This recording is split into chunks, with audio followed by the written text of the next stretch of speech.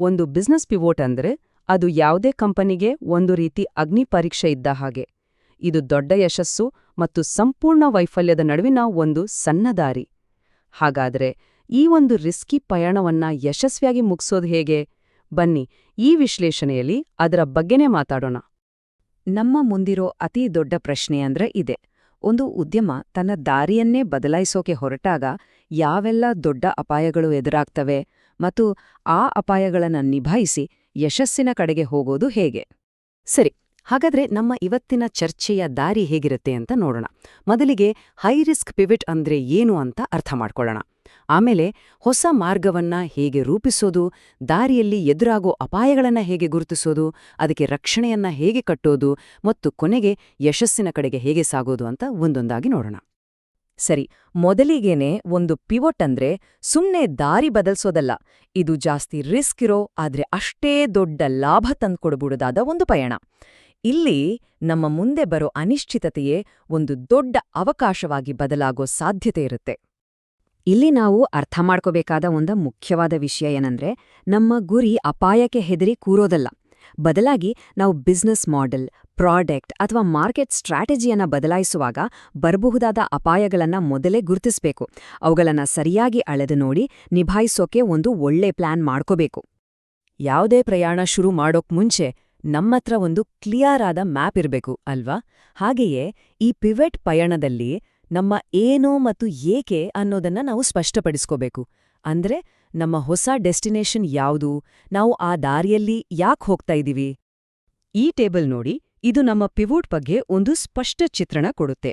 Product, market, business model ಮತ್ತು technology, ಈ 4 ಮುಖ್ಯ ಕ್ಷೇತ್ರಗಳಲ್ಲಿ ನಾವು ಯಾವ ಬದಲಾವಣೆ ತರ್ತಾ ಇದೀವಿ, ಅದಕ್ಕೆ ಕಾರಣ ಏನು ಮತ್ತು ಇದರಿಂದ ನಾವು ಏನನ್ನ ನಿರೀಕ್ಷಿಸ್ತಾ ಇದೀವಿ ಅನ್ನೋದನ್ನ ಇಲ್ಲಿ ಬರ್ದಿಟ್ಕೊಳ್ಬೋದು. ಇದರಿಂದ ಇಡೀ ಟೀಮ್ಗೆ ಒಂದು ಕಂಪ್ಲೀಟ್ ಕ್ಲಾರಿಟಿ ಸಿಗುತ್ತೆ. ಸರಿ, ನಮ್ಮ ದಾರಿ ಯಾವುದು ಅಂತ ತೀರ್ಮಾನ ಆಯ್ತು. ಈಗ ಮುಂದಿನ ಹೆಜ್ಜೆ ಆ ದಾರಿಯಲ್ಲಿ ಬರಬಹುದಾದ ಅಡೆತಡೆಗಳನ್ನ ಅಂದ್ರೆ ರಿಸ್ಕ್ಗಳನ್ನ ಗುರುತಿಸೋದು. ದೂರದಲ್ಲಿ ಕಾಣ್ತಾ ಇರೋ ಬಿರುಗಾಳಿಯನ್ನ ನಾವು ಮುಂಚಿತವಾಗಿ ಪತ್ತೆ ಹಚ್ಚಬೇಕು. ಒಂದು ಪಿವೋಟ್ ಸಮಯದಲ್ಲಿ ನಾವು ಬೇರೆ ಬೇರೆ ತರಹದ ಬಿರುಗಾಳಿಗಳನ್ನ ಎದುರಿಸಬೇಕಾಗಬಹುದು. ಇಲ್ಲಿ 7 ಮುಖ್ಯವಾದ ಅಪಾಯದ ವರ್ಗಗಳನ್ನ ನೋಡಬಹುದು. ಹಣಕಾಸಿನ ಸಮಸ್ಯೆ, ಆಪರೇಷನ್ಸ್ನಲ್ಲಿ ಅಡಚಣೆ, ಹೊಸ ಪ್ರಾಡಕ್ಟ್ ಅನ್ನು ಮಾರ್ಕೆಟ್ ಒಪ್ಕೊಳ್ದೇ ಇರೋದು, ಹಳೆ ಕಸ್ಟಮರ್ಗಳನ್ನ ಕಳ್ಕೊಳ್ಳೋದು, ಟೀಮ್ ಒಳಗೆ ಗೊಂದದ, ಟೆಕ್ನಾಲಜಿ ಫೇಲ್ ಆಗೋದು ಮತ್ತು ಕಾನೂನಿನ ತೊಡಕುಗಳು. ಬರೀ ರಿಸ್ಕ್ಗಳ ಲಿಸ್ಟ್ ಮಾಡಿದ್ರೆ ಸಾಕಾಗಲ್ಲ, ಅದನ್ನ ನಿಭಾಯಿಸೋಕೆ ಒಂದು ಸಿಸ್ಟಮ್ಯಾಟಿಕ್ ಪ್ರಾಸೆಸ್ ಬೇಕೋ. ಈ 4 ಹಂತಗಳು ನಮ್ಮ ಅಸ್ಪಷ್ಟ ಭಯವನ್ನ ಒಂದು ಆಕ್ಷನ್ ಪ್ಲಾನ್ ಆಗಿ ಬದಲಾಯಿಸುತ್ತೆ. ಮೊದಲು ರಿಸ್ಕ್ ಅಂದ್ರೆ ಏನು ಅಂತ ವಿವರಿಸೋದು, ಆಮೇಲೆ ಅದರ ಪ್ರಭಾವ ಮತ್ತು ಅದು ಆಗೋ ಸಾಧ್ಯತೆ ಎಷ್ಟಿದೆ ಅಂತ ಅಂದಾಜ್ ಮಾಡಿ, ಕೊನೆಗೆ ಅದಕ್ಕೆ ಒಂದು ಪ್ರಿಯಾರಿಟಿ ಕೊಡೋದು. ಸರಿ, ಈಗ ಯಾವ ಅಪಾಯ ಮುಖ್ಯ ಅಂತ ಗೊತ್ತಾಯ್ತು. ಇನ್ನು ನಮ್ಮ ಹಡಗಿಗೆ ಒಂದು ಗಟ್ಟಿಯಾದ ರಕ್ಷಣೆ ಕಟ್ಕೊಳ್ಳುವ ಸಮಯ. ಅಂದ್ರೆ ರಿಸ್ಕ್ಗಳನ್ನ ಎದುರಿಸೋಕೆ ನಮ್ಮನ್ನ ನಾವು ರೆಡಿ ಮಾಡ್ಕೋಬೇಕು. ಇಲ್ಲಿ 2 ಮುಖ್ಯವಾದ ವ್ಯತ್ಯಾಸಗಳನ್ನ ನಾವು ಗಮನಿಸಬೇಕು.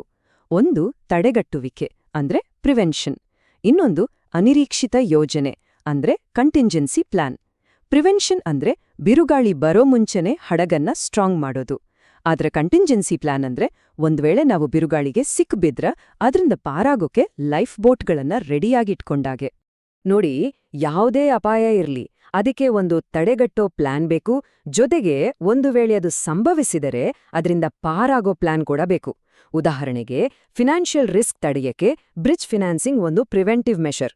ಒಂದು ವೇಳೆ ಹಣದ ಸಮಸ್ಯೆ ಬಂದೇ ಬಿಟ್ರೆ ಆವಾಗ ಉಪಯೋಗಿಸಕ್ಕೆ ಎಮರ್ಜೆನ್ಸಿ ಕ್ರೆಡಿಟ್ ಲೈನ್ ರೆಡಿ ಇಟ್ಕೊಳ್ಳೋದು ಒಂದು ಕಂಟಿಂಜೆನ್ಸಿ ಪ್ಲಾನ್.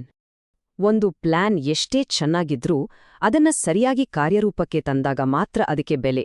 ನಮ್ಮ ಯಶಸ್ವಿ ಪಯಣಕ್ಕೆ ನಿರಂತರವಾಗಿ ಪರಿಸ್ಥಿತಿಯನ್ನ ಗಮನಿಸೋದು ಮತ್ತು ಎಲ್ಲರ ಜೊತೆ ಕ್ಲಿಯರ್ ಆಗಿ ಕಮ್ಯುನಿಕೇಟ್ ಮಾಡೋದು ತುಂಬಾನೇ ಮುಖ್ಯ. ರಿಸ್ಕ್ ಮ್ಯಾನೇಜ್ಮೆಂಟ್ ಅನ್ನೋದು ಒಂದ್ಸಲ ಮಾಡಿ ಮುಗ್ಸೋ ಕೆಲ್ಸ ಅಲ್ಲ, ಅದೊಂದು ಕಂಟಿನ್ಯೂಯಸ್ ಪ್ರಾಸೆಸ್.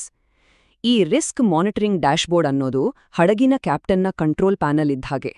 ಇದು ಪ್ರಮುಖ ಸೂಚಕಗಳನ್ನ ಅಂದ್ರೆ KPIಗಳನ್ನ ನಿರಂತರವಾಗಿ ಗಮನಿಸ್ತಾ ನಾವು ಸರಿಯಾದ ದಾರಿಯಲ್ಲಿದ್ದೀವಾ ಅಂತ ಖಚಿತಪಡಿಸುತ್ತೆ. ಸರಿ, ಈ ಡ್ಯಾಶ್ಬೋರ್ಡ್ ನಿಜ ಜೀವನದಲ್ಲಿ ಹೇಗೆ ಕೆಲಸ ಮಾಡುತ್ತೆ ಅಂತ ನೋಡೋಣ ಬನ್ನಿ.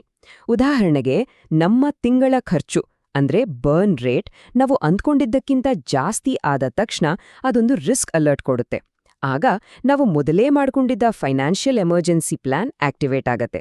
ಈ ಗ್ರಾಫಲ್ ನೋಡಿ, ಖರ್ಚು ಟಾರ್ಗೆಟ್ ದಾಟಿದೆ. ಅದಕ್ಕೆ ರಿಸ್ಕ್ ಟ್ರಿಗರ್ ಆನ್ ಆಗಿದೆ. ಈ ಬದಲಾವಣೆಯ ಸಮಯದಲ್ಲಿ ಎಲ್ಲರನ್ನೂ ವಿಶ್ವಾಸಕ್ಕೆ ತಗೊಳ್ಳೋದು ತುಂಬಾನೇ ಇಂಪಾರ್ಟೆಂಟ್.